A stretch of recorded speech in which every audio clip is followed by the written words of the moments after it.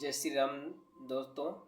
आज मैं आपको फाल्गुन मास कृष्ण पक्ष की विजया एकादशी का महात्म्य की कथा सुना रहा हूँ, तो सुनिए। युधिष्ठिर ने पूछा, वासुदेव, फाल्गुन के कृष्ण पक्ष में किस प्रकार नाम की एकादशी होती है, कृपा करके बताइए। भगवान श्री कृष्ण बोले, युधिष्ठिर, एक बार नारद जी ने कमल के आसन पर विराजमान होने पर ब्रह्मा जी से प्रश्न किया, श्रेष्ठ, फाल्गुन के कृष्ण पक्ष में जो विजया नाम की एकादशी होती है, कृपया करके उसके पुण्य का वर्णन कीजिए। ब्रह्मा जी ने कहा, नारद सुनो, मैं एक उत्तम कथा सुनाता हूँ जो पापों का अपहरण करने वाली है। ये व्रत बहुत ही प्राचीन, पवित्र और पाप नाशक है।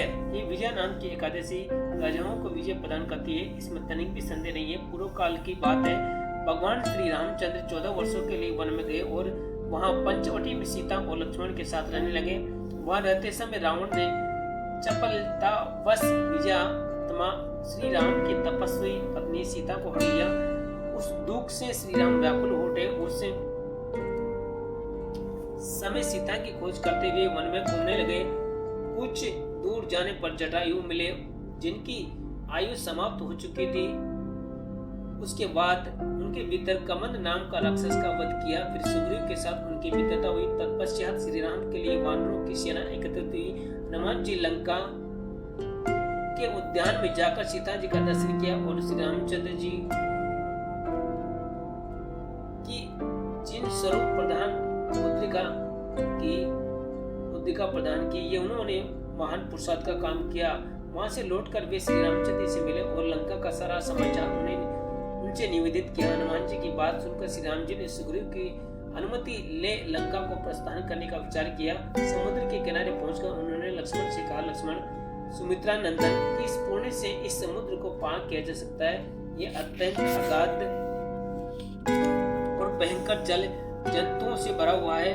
मुझे ऐसा कोई उपाय नहीं दिखाई देता जिससे इसको सुगमता से पार किया जा सके। लक्ष्मण जी बोले, महाराज, आप ही आदिदेव को प्राण पुरुष पुरुषोत्तम है, आपसे क्या छिपा है? यह द्वीप के भीतर बकदालबे नामक मुनि रहते हैं। यहाँ से आधे योजन की दूरी पर उनका आश्रम है। रघुनंदन, उन प्राचीन मुनीश्वर के पास जाकर उन्हीं से इसका उपाय पूछिए।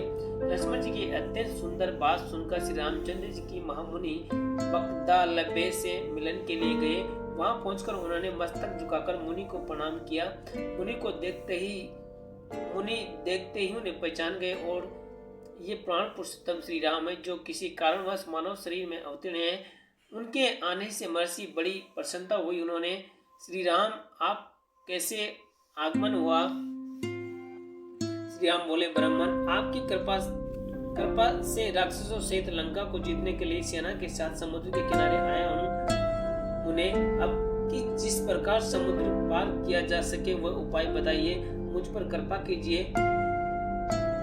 बकदालबे ने कहा, श्री राम, फाल्गुन के कृष्ण पक्ष में जो विजया नाम की एकादशी होती है, उसका व्रत करने से आपकी विजय होगी। इससे ही आप अपनी इस मानव सेना के साथ समुद्र को पार कर लेंगे।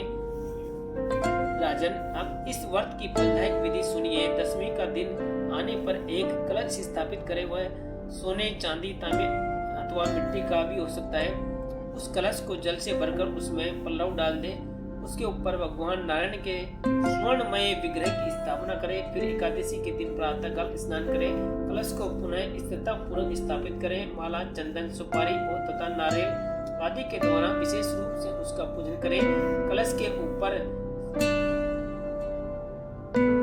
सप्तधान्य और जौ रखे, गंध, धूप, दीप और भांति भांति के नैवेद्य से पूजन करें। कलश के सामने बैठकर वह सारा दिन उत्तम कथा, वार्ता आदि के द्वारा व्यतीत करे तथा रात में भी वहां जागरण करे। अखंड व्रत की सिद्धि के लिए घी का दीपक जलाए। फिर द्वादशी के दिन सूर्योदय होने पर उस कलश को किसी जलाशय के समीप नदी, झरने या पोखरे तट पर ले जाकर स्थापित करें और उसकी विधिवत पूजा करके देव प्रतिमा सहित उस कलश को वेद वेता ब्राह्मण के लिए दान कर दे।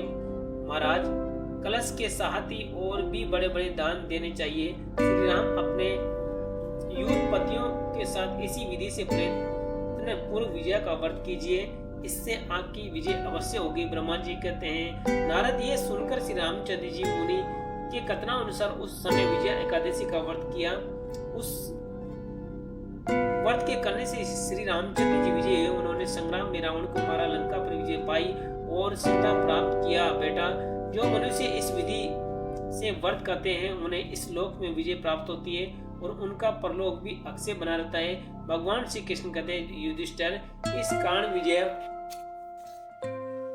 का व्रत करना चाहिए। इस प्रसंग को पढ़ने और सुनने से वाजपेयी यज्ञ का फल मिलता है। जय श्री राम भक्तों, आपको ये विजय एकादशी की कथा अच्छी लगी हो तो अपने परिवार और मित्रों के साथ शेयर कर दीजिए और कमेंट में जय श्री राम लिख दीजिए। और हमारे चैनल पर नए आए हो तो चैनल को सब्सक्राइब करके शेयर कर दीजिए।